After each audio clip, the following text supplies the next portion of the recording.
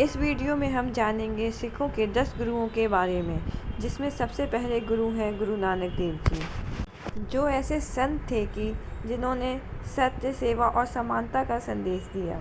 अगर आप जानना चाहते हैं कि कैसे एक छोटे से गांव के बालक ने पूरी दुनिया को धर्म और इंसानियत का पाठ पढ़ाया, तो इस कहानी को अंत तक जरूर देखें। गुरु नानक जी का जन्म 14 अप्रैल 1459 को तलवंडी पाकिस्तान में हुआ था, जिसको अब ननकाना साहिब भी कहा जाता है। उनके माता पिता माता मती देवी और पिता मेहता कूर थे। बचपन से ही नानक जी में अद्भुत बुद्धि, दयालुता और धार्मिक झुकाव था।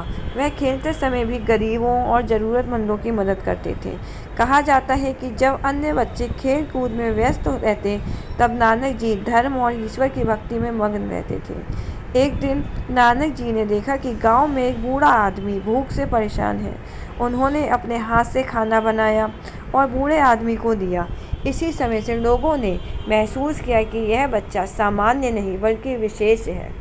जब नानक जी 30 साल के हुए, उन्होंने संगम स्थल पर गंगा नदी में डुबकी लगाई और 3 दिन गायब रहे।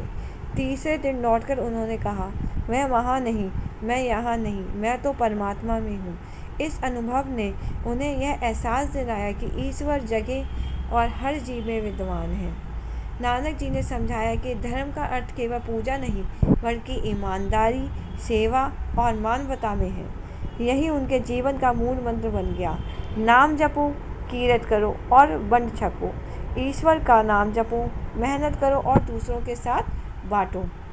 गुरु नानक जी ने लोगों को यह सिखाया, एक ईश्वर की उपासना करो, सत्य और ईमानदारी से जीवन जियो, सभी धर्म और जातियों का सम्मान करो, गरीबों और ज़रूरतमंदों की मदद करो। उन्होंने सभी धर्म और जातियों के बीच समानता का संदेश दिया।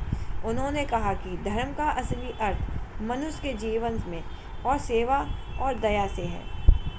एक बार नानक जी ने ऐसा देखा कि कुछ लोग जाति के आधार पर एक दूसरे को नीचा दिखा रहे हैं। उन्होंने उनको समझाया कि ईश्वर सबके अंदर है और कोई भी व्यक्ति किसी से छोटा या बड़ा नहीं होता।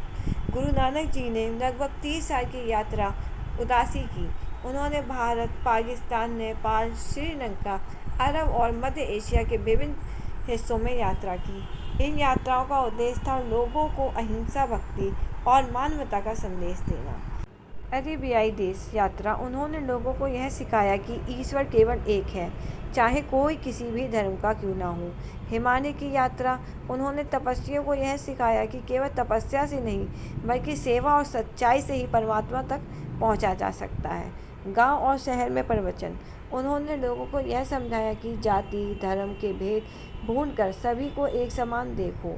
लंगर की शुरुआत एक गांव में भूख से लोग परेशान थे।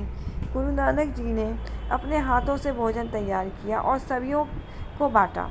यह परंपरा आज भी गुरुद्वारों में लंगर के रूप में जारी है। एक बार नानक जी जंगल में शिकारियों से मिले। उन्होंने उन्हें अहिंसा और प्रेम का संदेश दिया। शिकारियों ने उन्हें प्रेरणा देकर हिंसा छोड़ दी। नानक जी ने किसी को जाति, धर्म या अमीरी गरीबी के आधार पर नहीं आंका। उनके शिष्य हिंदू और मुस्लिम दोनों थे।